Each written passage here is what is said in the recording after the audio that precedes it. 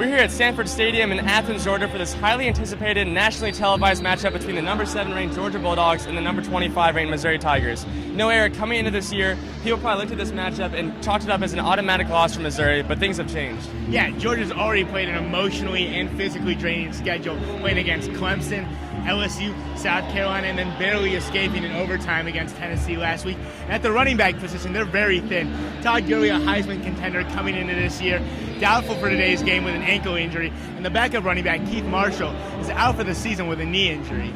It should definitely be an interesting matchup as Missouri has a chance to make a statement on a national stage. A sellout of nearly 93,000 fans marked the fourth largest crowd that Mizzou has ever played in front of, but the Tigers weren't at all fazed. After an early Aaron Murray touchdown pass, Missouri evened things up here as James Franklin finds a hole and takes advantage with his 5-yard touchdown run to get the Tigers on the board.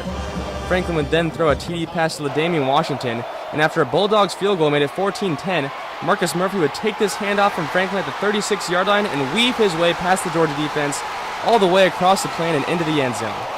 Tigers widen the gap to 21-10 as Uga the ninth can only stare in disbelief.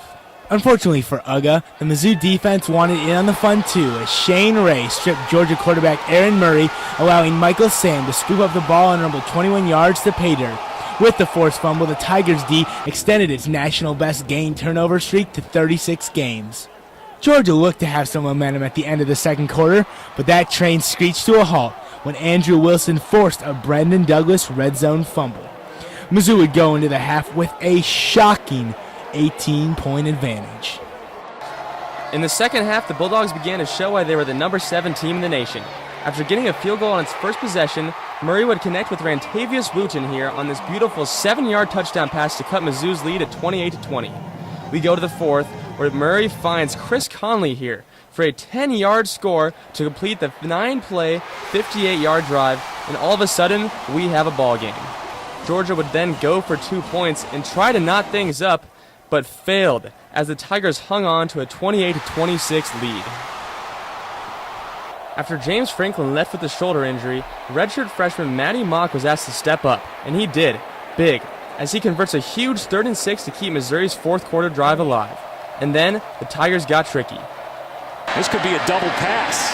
It will be. Sasser looking downfield. Into the end zone. It's caught. Touchdown. How about that play call from Gary Pinkel? LaDamian Washington hauls in his second touchdown of the day from fellow receiver Bud Sasser. Missouri takes a 34-26 lead as Tigers fans begin to realize the possibility of a major upset. After the offense came up with a big-time score, the defense once again rose to the challenge as often targeted Randy Don't Call Me Christian Ponder intercepted an errant Murray pass on the first play of the next drive. Off of the late turnover, Mizzou put the nail in the coffin with Henry Josie doing his best Superman impression into the end zone on the 7-yard touchdown as the Tigers shocked the heavily favored Bulldogs, ending Georgia's 15-game home winning streak, but now without an injury to their senior quarterback. In the end, the Missouri Tigers were able to pull out a huge victory over the Georgia Bulldogs, their first win over a top 10 team since joining the SEC last season. And Nick, a big key to the victory was the turnover battle. Oh, definitely, Eric. 4 turnovers for Georgia, 0 for Mizzou, 2 interceptions, 2 key fumbles, all occurring at big moments of that game. It really swayed the game in Missouri's favor. Yeah, and the turnovers were a positive for Missouri, but a negative for the Tigers. Quarterback James Franklin leaving in the fourth quarter. Early reports say that it is a shoulder injury, and he will be out at least 2 weeks. It definitely hurts to see Franklin go out like that, but one positive for the Tigers is that Matty Mock came in and looked great. In 2 possessions, the Tigers scored touchdowns in both times where he came in. He also ran for a first down on a key 3rd and 6 and really helped the Tigers pull out this victory. Yeah, an unclear future for the Missouri Tigers football team, but for now they stand alone atop the SEC East as the only undefeated team. The Tigers' next game will be next Saturday when they welcome the Florida Gators to Faurot Field.